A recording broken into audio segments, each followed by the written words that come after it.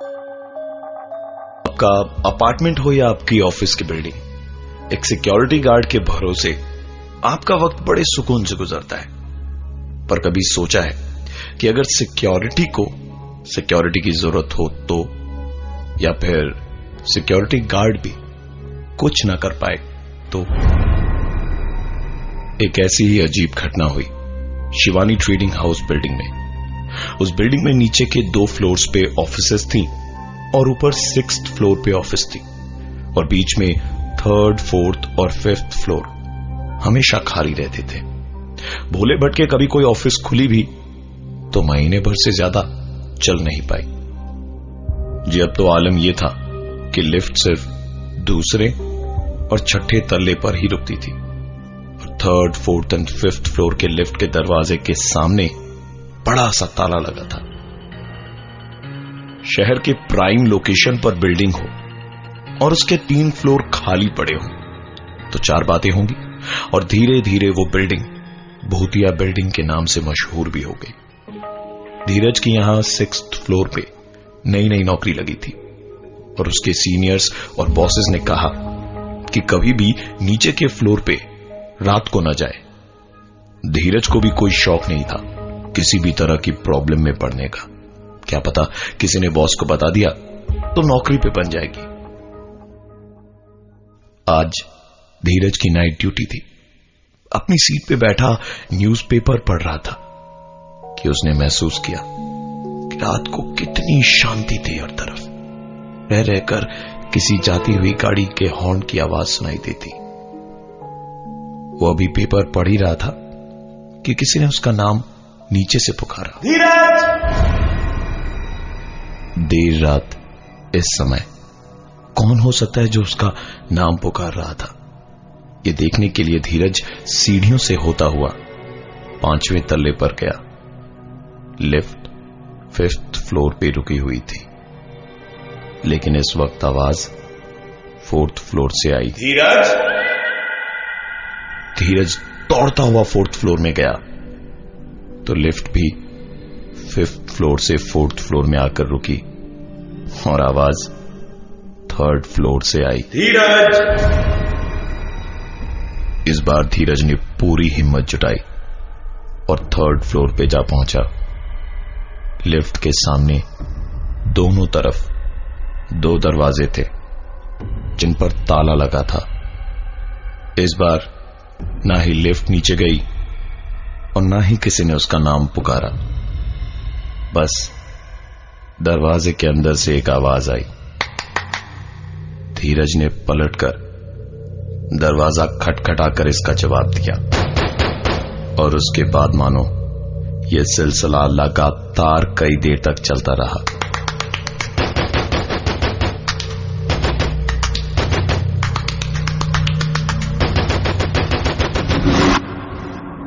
जब चीजें बर्दाश्त से बाहर हो गईं और धीरज को समझ में आने लगा कि कुछ गड़बड़ जरूर है, नहीं तो बंद दरवाजे से ऐसी आवाज कैसे आ सकती है, धीरज ने आफ देखा ना ताव सीधा ऊपर की ओर भागा। ऊपर की ओर भागते वक्त धीरज के पैरों की आवाज आ रही थी, और जैसे जैसे उसने 4th और 5th फ्लोर को पार किया, वही ताली की आवाज उसे वहां भी सुनाई दे रही थी, मानो जैसे वो आवाज धीरज का पीछा कर रही हो। धीरज ने शहर के सबसे प्राइम लोकेशन में एक बिल्डिंग जिसका नाम है शिवानी ट्रेडिंग हाउस, वहां एज अ सिक्योरिटी गार्ड काम करना शुरू किया था। इस बिल्डिंग के सिर्फ 2nd और 6th फ्लोर में ऑफिसेस थीं, और बाकी सारे के सारे फ्लोर्स खाली थे, जिस कारण लोग इसे हॉन्टेड बिल्डिंग के नाम से भी जानते थे। नाइट ड्यूटी करते वक्त धीरज ने सुना कि कोई उसका नाम पुकार रहा है। धीरज! जब 3rd फ्लोर पहुंचा तो बंद दरवाजे के अंदर से उसने एक आवाज सुनी। धीरज ने तुरंत ऊपर की तरफ दौड़ लगाई, और इस बार वो आवाज 4th और 5th फ्लोर से भी आ रही थी, मानो जैसे वो आवाज धीरज का पीछा कर रही हो। 6th फ्लोर पर पहुंचकर धीरज ने पहले तो पूरी ऑफिस की लाइट जलाई और फिर अपना मुंह हाथ धोकर वापस रिसेप्शन में आकर बैठा। थोड़ी ही देर में उसके साथ में नाइट ड्यूटी पर रहने वाला दूसरा सिक्योरिटी गार्ड भी आया तो धीरज ने बताया कि उसकी तबीयत कुछ ठीक नहीं लग रही है, इसलिए वो थोड़ी देर सोना चाहता है। धीरज ने कारपेट पर चादर बिछाई और लेट गया। जमीन पे सोने से नीचे के फ्लोर की सारी आवाजें उसे साफ सुनाई दे रही थी। धीरज को हल्की हल्की नींद में सुनाई दिया। आवाज ऐसी थी जैसे बॉल नीचे वाले फ्लोर की जमीन पे नहीं बल्कि छत पे गिरी हो। यह सुनकर धीरज चौंकते हुए उठा तो उसने बॉल की जमीन पर गिरने की आवाज साफ साफ सुनी, जो दूसरे सिक्योरिटी गार्ड को सुनाई ही नहीं दी।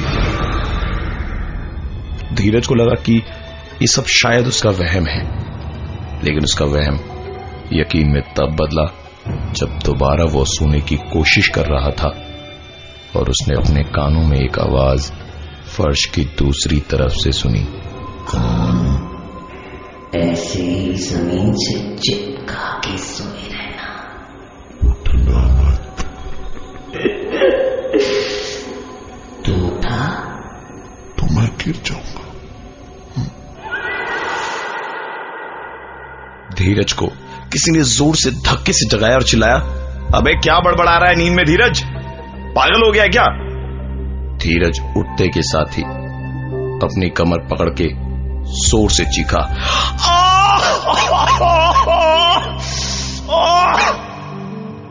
उसे ऐसा दर्द हो रहा था जैसे वो कहीं से गिरा हो और उसे बहुत चोटें आई हो। बड़ी मुश्किल से थोड़ी देर बाद में दर्द कुछ कम हुआ तो धीरज वापस सोने के लिए लेटा। करवट बदलने पे जैसे ही कान जमीन से सटा तो आवाज सुनाई दी, दोबारा कान मत हटाना।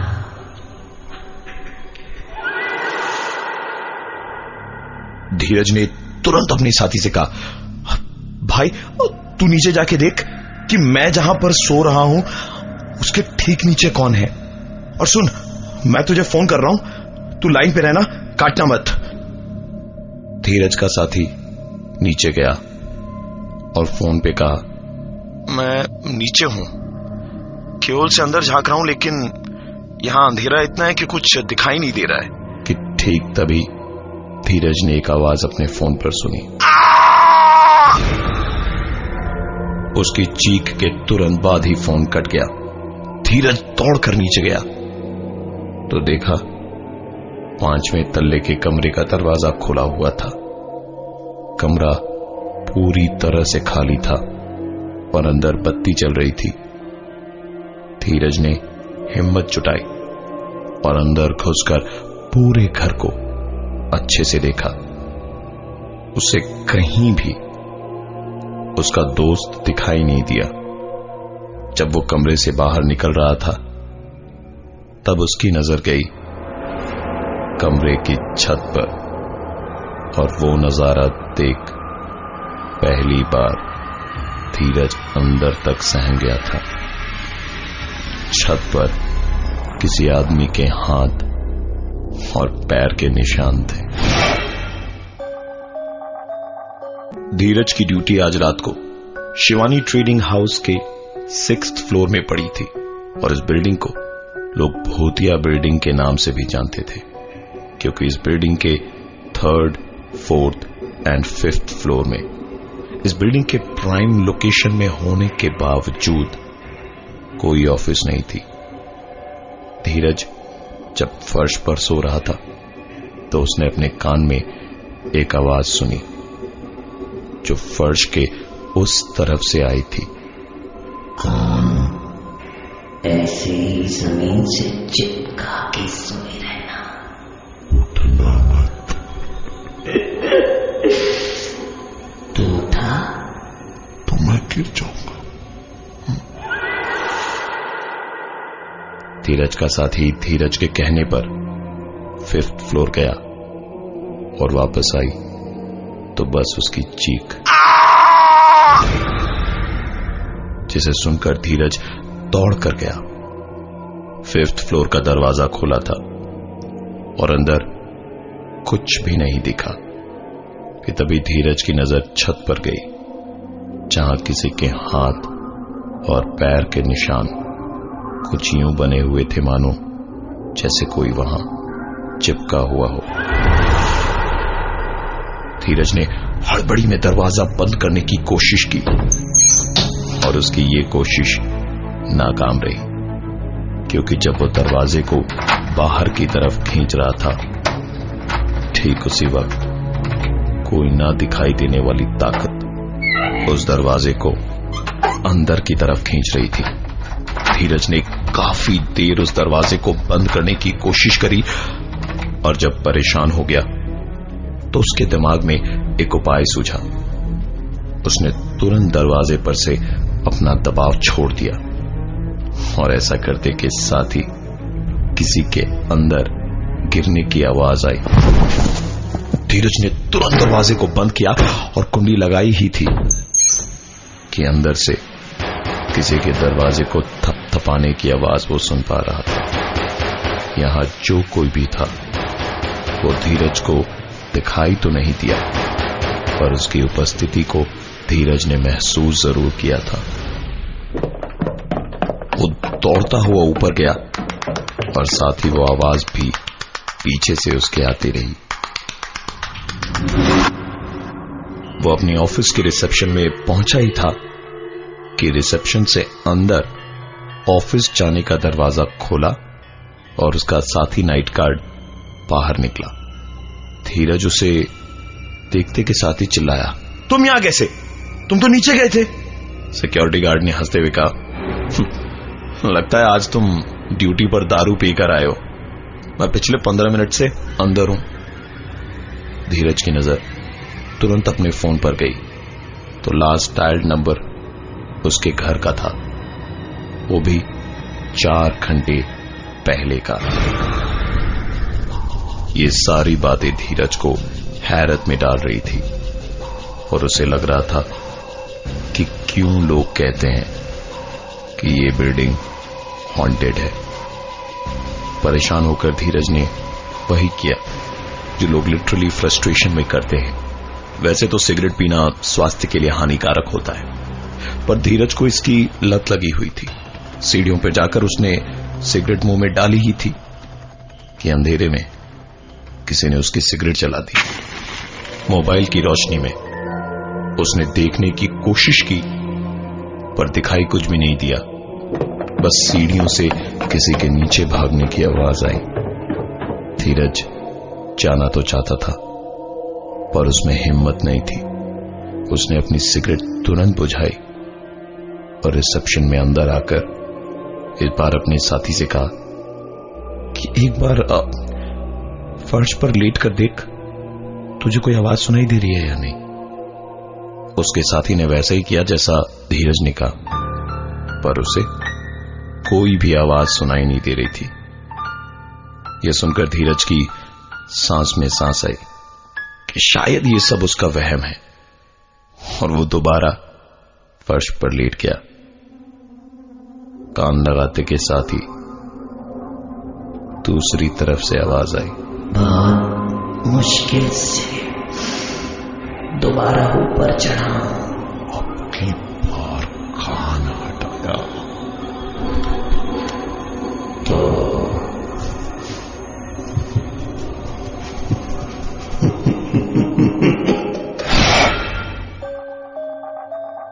धीरज के साथ नाइट ड्यूटी के दौरान हो रही थी कुछ ऐसी घटनाएं जो उसके विश्वास से भी परे थी। फर्श पर सोते वक्त जब कान वो फर्श से लगाता तो नीचे वाले फ्लोर की छत से आवाज आती। इस बार जब उसने कान दोबारा लगाया तो फिर से आवाज आई। बहुत मुश्किल से दोबारा ऊपर चढ़ा। अब की बार कान हटाया तो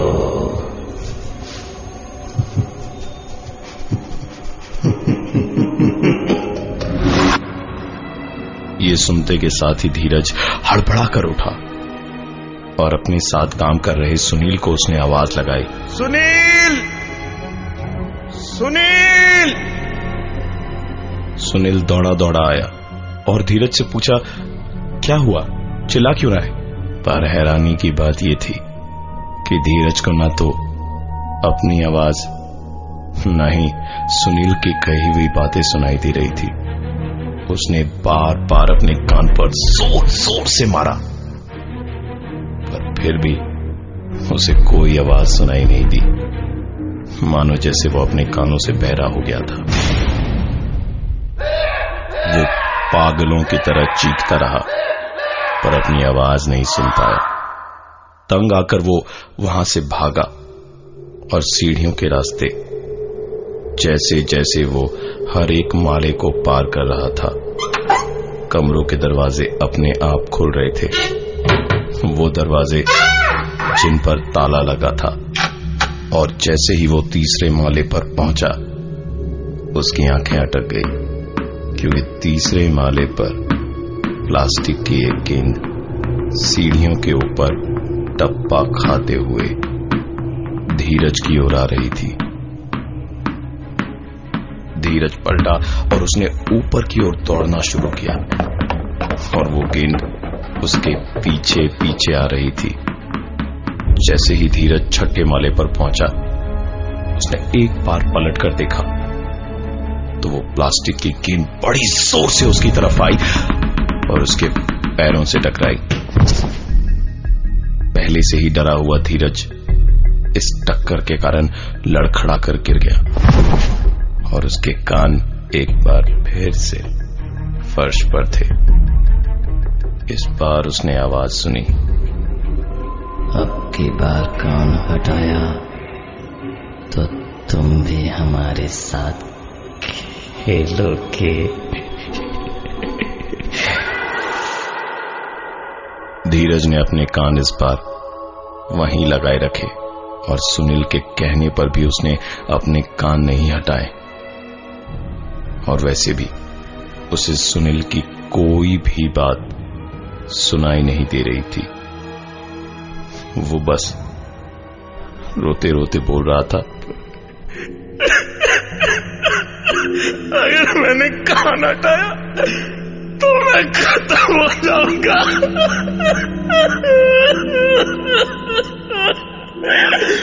मेरी बहुत बड़ी गलती थी कि मैंने यहाँ जॉब ज्वाइन करी।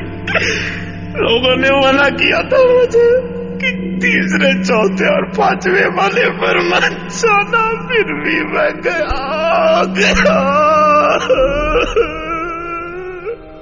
रात की सुबह हो गई पर धीरज वहीं लेटा रहा। धीरे धीरे ऑफिस में लोगों का आना शुरू हुआ, पर धीरज का ये पागलपन देखकर सब हैरत में थे।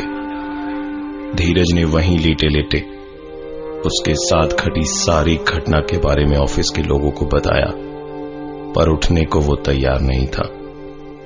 लोगों के जब काफी समझाने के बाद भी वो नहीं उठा तो ऑफिस के मालिक ने दूसरे सिक्योरिटी वालों से कहा कि इसे धक्के मारकर यहां से बाहर निकालो और कल से मैं इसका मुंह नहीं देखना चाहता। दूसरे सिक्योरिटी गार्ड ने जब उसे उठाया तो उसे उठाते के साथ ही धीरज ने अजीब सी आवाज की,